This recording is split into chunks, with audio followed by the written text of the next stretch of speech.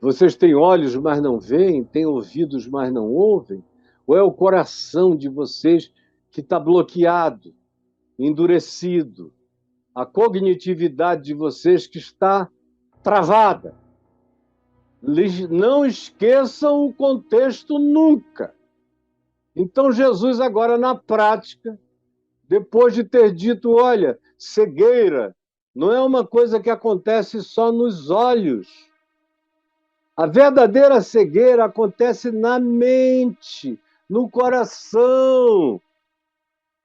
É uma mente que perdeu o poder da consideração, da compreensão, porque as emoções, o coração ficou empedernido.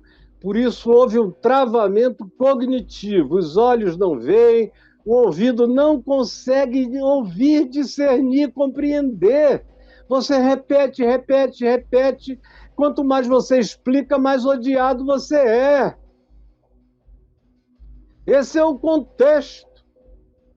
E no verso 21, Jesus diz: não compreendeis ainda, é a última pergunta, antes de introduzir-se a história desse cego. Não compreendeis ainda, isso está ecoando. Não compreendeis ainda, ainda, ainda, ainda. Aí vem o homem cego, Jesus tira da multidão, leva para fora da cidade, aplica saliva nos olhos dele e lhe pergunta: vês alguma coisa? Este, o cego, recobrando a vista, a capacidade no globo ocular de ter luz penetrando através do globo ocular, provavelmente o nervo óptico dele foi desbloqueado e a luz entrou. E todos esses fótons foram processados. Mas a mente, o cérebro, que é onde a gente enxerga, a lente, e eu botei uma lente nova nesse olho de cá, há um pouquinho mais de 15 dias, e hoje eu vou lá para marcar a raspagem da catarata desse olho e a outra lente, mas isso é um tratamento da vista. Eu nunca tive problema de visão. Eu tive problema de vista, mas uma vez posta a lente, com esse olho aqui, meu Deus, eu estou lendo tudo com esse olho que ficou bom. Eu estou usando esse óculos para eu poder enxergar com esse daqui, com mais chance, com mais clareza. Então Jesus perguntou: vês alguma coisa? E este, recobrando a vista, recobrando o globo ocular, as lentes, todos os elementos de atrofia, pelo tempo que ele ficara sem usar os olhos, até a musculatura do próprio globo ocular, das pálpebras, de tudo que estava naquele estado de não uso, de atrofia, ele conseguiu abrir e disse algo extraordinário: tu vês alguma coisa? Ele disse a Jesus: vejo os homens, porque como árvores eu os vejo andando. E Jesus ouviu a resposta e viu que o homem tinha tido a recuperação do seu globo ocular, do seu nervo óptico, mas a mente dele não tinha sido curada. Ele não tinha feito sinapses neurais no cérebro para processar a interpretação da invasão de fótons pelas lentes do globo ocular, do nervo ocular. O cérebro não estava com as sinapses feitas para poder enxergar com clareza, com nitidez. Não era uma catarata do lado de fora, era uma catarata cerebral, era uma incapacidade de enxergar e de ter a visão, porque com os olhos Ele recuperou a vista, mas na mente a gente adquire a visão. Quando meu pai ficou cego, porque a pressão dele chegava a 29, e com remédios e remédios e remédios, a pressão dele ficou em 24, muito tempo, e ele acabou cego por causa daquela pressão alta. De um lado, ele, depois de 4 intervenções na retina, ele ficou completamente cego, e no outro olho, onde ele teve um derrame, ele ficou enxergando só no cantinho, 15% de visão periférica. Ele tinha que olhar assim, ou então só lia com uma lente enorme, sempre de lado. De preferência, ele gostava que alguém lesse para ele. Ele lia horas e horas a Bíblia. Problema na vista. E aí, quando correu a notícia de que ele estava cego, um amigo meu me ligou lamentando: Caio, que pena que o teu pai perdeu a visão. Eu falei: não, meu irmão, graças a Deus, ele só perdeu a vista. A visão dele nunca esteve tão boa. Foi só a vista. A visão espiritual nunca esteve mais nítida. Ele nunca viu nada tão bem. E ele vai ter visão cada vez melhor até morrer e ver a glória. O problema dele é de vista, não é de visão. Então Jesus viu que o problema do homem era a vista. Botou as mãos agora na cabeça dele. Na cabeça. Antes foi no globo ocular a saliva, agora impôs as mãos no cérebro. E disse: vês alguma coisa?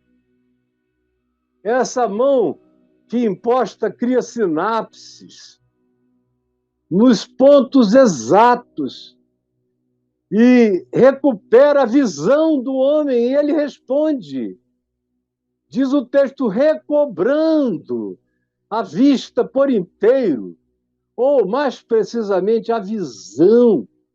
Ele respondeu: vejo os homens, porque como árvores os vejo andando. Então novamente Jesus pôs as mãos sobre os olhos, e ele, passando a ver claramente, ficou restabelecido, e tudo distinguia de modo perfeito. Ele já não confundia homens com árvores, homens com coisas, com objetos. E Jesus estava fazendo isso por quê? Não compreendeis ainda? Essa cura é uma parábola da vida real de Jesus para os seus discípulos. Não compreendestes? Discípulos que não compreendem nunca, que não entendem jamais, que têm um coração, parece que empedernido. Discípulos que têm olhos, mas nunca conseguem ver nem o óbvio. Discípulos com capacidade de ouvir, mas com problemas cognitivos para entender. E é por isso que ele, quando chega em Betsaida, deixa essa pergunta para eles: não compreendeis ainda? E entra e trazem a ele um homem cego. E não é à toa. É uma parábola. E Jesus faz e cura aquele homem, e cura em 2 vezes. É uma cura processual. Provavelmente seja a única cura processual narrada nos evangelhos.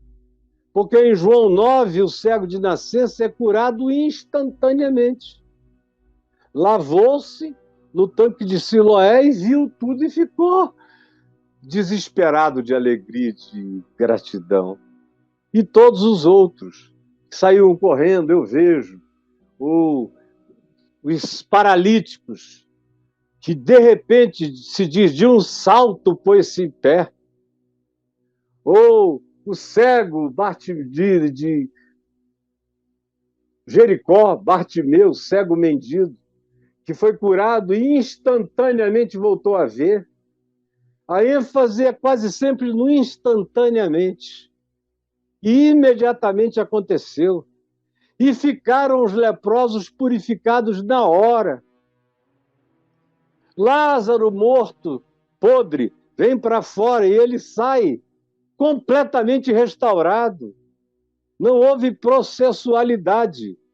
Mas aqui, propositalmente, Jesus abre os olhos desse homem progressivamente, processualmente, porque era uma lição para os discípulos, uma lição para mim, para você, para quem está achando que faz parte do caminho, que ajuda Jesus, que trabalha com Jesus, que serve o pão para Jesus, que recolhe os pães, que tem um privilégio especial, que ouve coisas que a maioria das pessoas não ouvem, mas se acostumaram, que se familiarizaram de tal modo com o poder de Jesus, com os milagres de Jesus, com as palavras de Jesus, com a obviedade da manifestação de Deus em Cristo Jesus,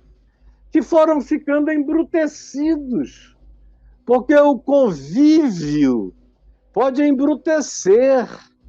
Essa coisa de você, por exemplo, me ouvir aqui todo dia. Eu fico muito feliz, espero que você não vá a lugar nenhum, fique aí. Mas eu espero que você nunca se acostume comigo, nem com a palavra do Evangelho que sai da minha boca.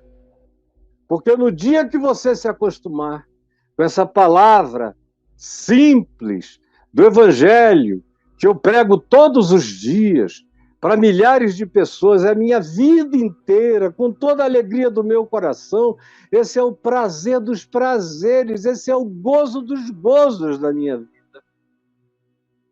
Se você se acostumar com isso, você deixa de crescer com o que eu estou dizendo.